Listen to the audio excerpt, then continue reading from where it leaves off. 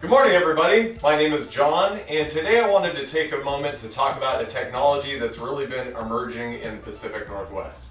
Now, as we transition from what was a fairly mild summer, if we're being honest, into our fall season, which tends to be the busiest season most HVAC companies experience, I wanted to take a moment to talk about a technology called ductless heat pumps.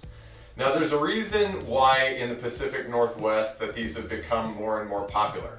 We have lots of older homes that have either cadet style heaters or baseboard style heaters, so electric resistant heat that's physically in the walls somewhere. And there's lots of newer homes that are actually being built that way as well. And that can complicate things somewhat because these homes aren't built with ductwork structure that we could hook up a furnace or a traditional heat pump to. So ductless heat pumps are a great and versatile way to both heat and cool the home, and are one of the very most efficient ways of doing so in the Pacific Northwest. Because we don't get terribly cold here, we're able to pull heat energy out of the air down to a fairly low degree, and we also don't get terribly hot. So it's a fantastic technology. We actually use it here at the shop, and we've been one of the top-selling HVAC distributors in the area for quite some time here. So basically, how a ductless heat pump works is you're going to have an outdoor unit that looks like, marvel at my lovely artistic skills, by the way. But we're going to have an outdoor unit that looks something like this. It's got kind of a fan on it, and it is going to connect to one or more of what we call head units. Head unit is sort of just a common vernacular for what the indoor air handler piece is going to be. It may be mounted on your wall, it may be mounted closer to the floor, it may be mounted in your ceiling, it may be mounted in your attic, but the general vernacular is head units. The most common type is on the wall, and we'll show you an example of that shortly. But not to get too scientific, air conditioning is basically the act of taking heat from where you don't want it and putting it where you don't care. So what's going to happen is this air conditioner is going to send refrigerant to your head unit. That refrigerant is going to collect heat from inside the house, and then it's going to return it back out to your outdoor unit and expel that heat. You might actually be somewhat familiar with this if you've ever tinkered around with an air conditioner where you may have lived previously. If you put your hand above the air conditioner, you'll notice that that air that's coming out is quite a bit warmer than the air that is inside the home or even the ambient air outside. And that's because we're taking that heat energy from inside and putting it outside where we don't care. Now, heat pumps do basically the same thing except in reverse. Down at colder temperatures, we are going to reverse the flow of refrigerant, and instead of taking heat energy from inside and putting it outside, we're going to take it from outside and bring it inside. And ductless heat pumps are really good at doing this, even down to pretty cold temperatures. As a matter of fact, they're so good at doing this that most of our local utility companies are providing rebates for customers who are currently on electric resistant heating, whether that's baseboard heating, cadet style heating, even electric furnaces, and providing an incentive for people to move to something like a ductless heat pump because they're so much more energy efficient. Now, I know that this is a wonderful picture, but I'd love to take a moment to talk about what these things actually look like, so let's go take a little stroll.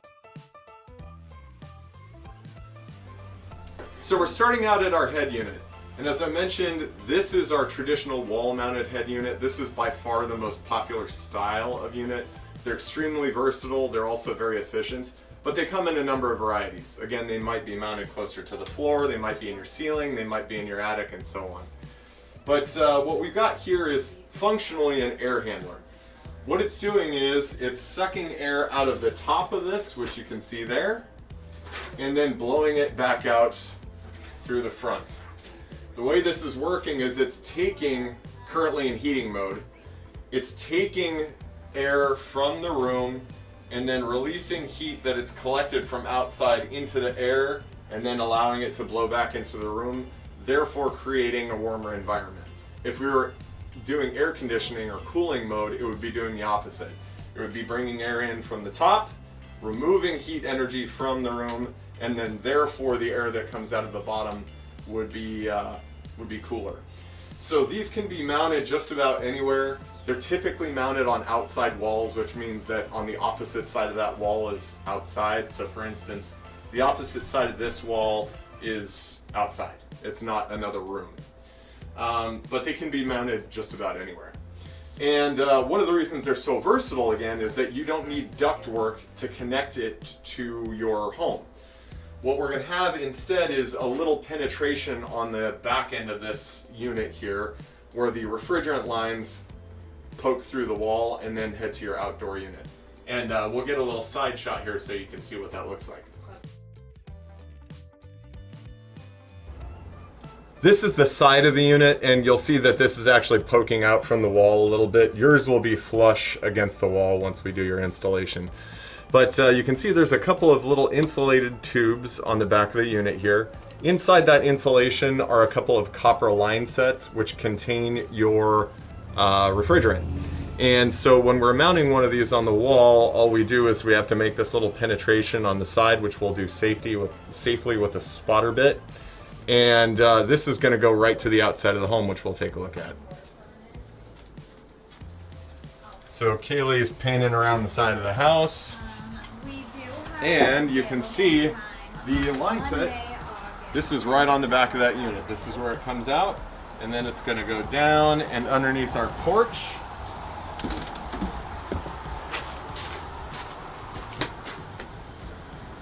And then right to our outdoor unit, which we call our condenser unit. So my office is heating right now because I'm an iguana and I like it hot. And so the air coming out of the indoor unit is quite hot. And if I put my hands in front of this, the air is quite cool. So what we're doing again is we're collecting heat energy from outside, expelling it inside, therefore making that refrigerant cooler, and then the cycle continues. So we love these things. We install quite a few of them. And again, the utility companies have great programs to help reduce the cost.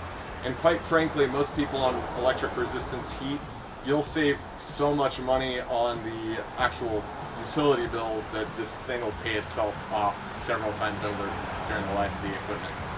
So if you have any other questions, please don't hesitate to give us a call. We'd love to talk to you about it. Our number is 1-877-CM-HEATING. We hope to hear from you soon.